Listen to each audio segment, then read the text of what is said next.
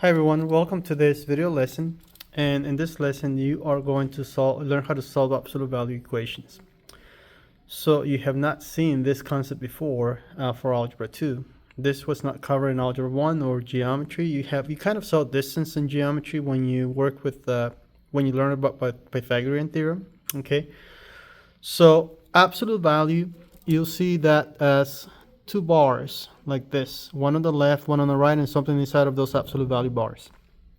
And this just means the distance from 0, okay, on the number line. So for example, I have a number line here, and as you can see, -6 is at a distance of 0 from 6, which means when you take the absolute value of -6, that gives you +6. The absolute value in any number is always positive because it's distance. Okay, so then this is 6, and the absolute value of 6 is 6, which means the distance from 0 to 6 is also 6. So don't forget, absolute value, you have two cases. You have the negative and the positive.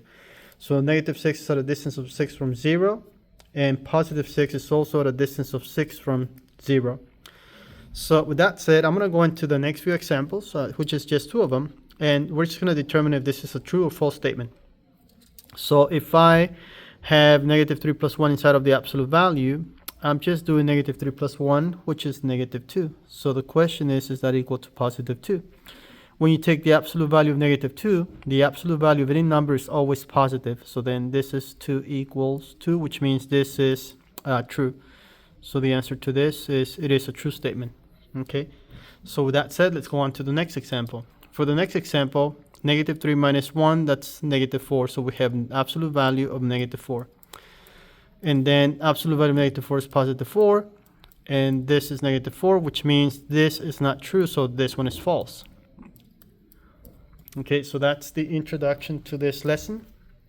So I'm going to write down the steps. I'm going to pause the video, write down the steps, and then explain them so that I don't take too long in this video lesson. Okay, so these are the 3 steps we're going to follow. Okay, we're going to isolate the absolute value bars to solve equations, and then number 2, we're going to set the interior of the absolute value bars equal to a negative number and a positive number, so there will be 2 equations, and then solve each one of the 2 equations. So for absolute value, okay, you should have 2 solutions. That's why you have a negative and a positive number. So the graph of absolute value functions looks something like this.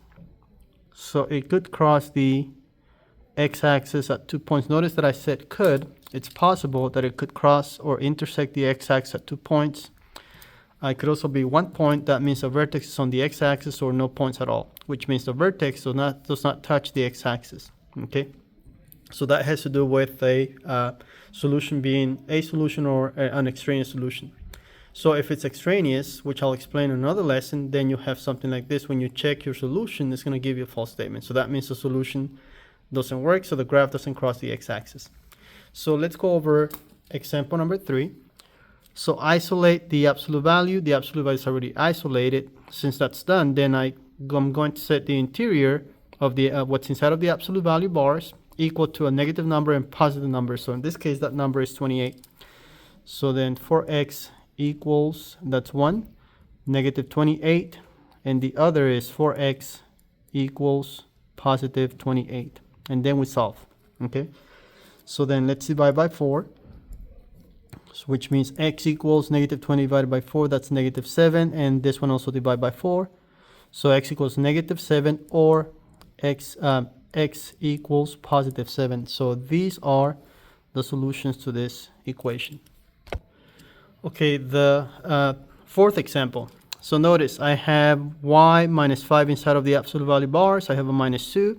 So this is like just saying x minus 2, right? So if you had an equation that says x minus 2 equals 10, you would add the 2. So I'm going to add the 2 here to this side and to the 10.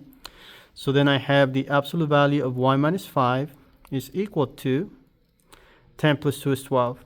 So now the absolute value bars are isolated. Then I'm going to do the 2 equations. So y minus 5 equals -12, and the other is y minus 5 equals +12, and then solve. Okay, so for this one, I'm going to add 5. So then y equals -12 plus 5 is -7, and this one also at 5. So y equals negative 7 or y equals positive 17. And these are the solutions to this equation.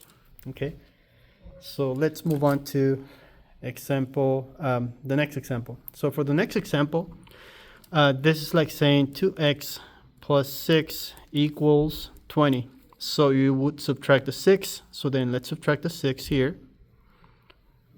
So then we have 2 times the absolute value for x minus 1 is equal to 20 minus 6 is 14. Then you would divide by 2, right, to get, once you get the x by, to get the x by itself. So in this case, we have a 2 in front of the absolute value. Let's divide by 2. So then we have the absolute value of 4x minus 1 is equal to 14 divided by 2 is 7. So then here we have the two equations. So we have 4x minus 1 equals negative 7, and the other is 4x minus 1 is equal to positive 7, and then solve. So for this one at 1, so we have 4x equals negative 6, then divide by 4. So one solution is x equals negative 3 over 2. And this one also at 1. So we have 4x equals 8, then divide by 4. So x equals negative 3 over 2, or x equals 8 divided by 4 is 2. So these are the two solutions to this equation. Notice I'm not checking my solutions, but we'll do that in another lesson. Okay, so example number 6. So again, same process. I have a 4 here. Let's subtract that 4 from both sides of the equation. So then we have negative 2 times the absolute value of x plus 9 is equal to negative 6 minus 4. That's negative 10. Then let's divide by that negative 2. So then we have the absolute value of x plus 9 is equal to, that's a positive 5. Now we have the absolute value isolated, so let's do the two equations. So we have x plus 9 is equal to negative 5, or the other, x plus 9 is equal to positive 5. So let me erase the absolute value bars here. Okay, so then subtract 9. So then x equals negative 14. Subtract 9 here also.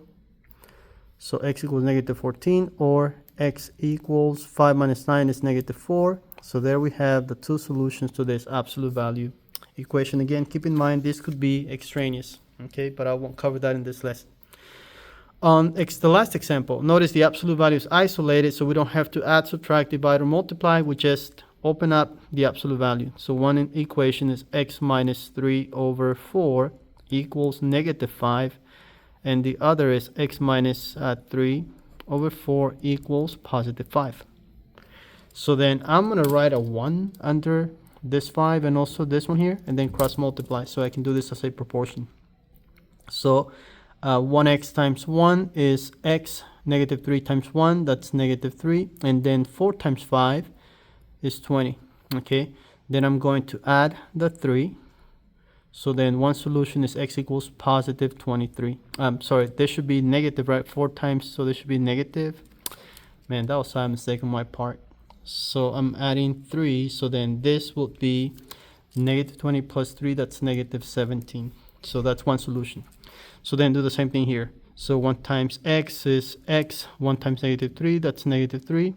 And then 4 times 5, so this one I'm doing, 4 times 5 is 20. Then let's add the 3. So then x equals positive 23. So solutions are x equals negative 17 or x equals positive 23. And that is all for this lesson. I'll see you in the classroom. Thank you for watching. Bye-bye.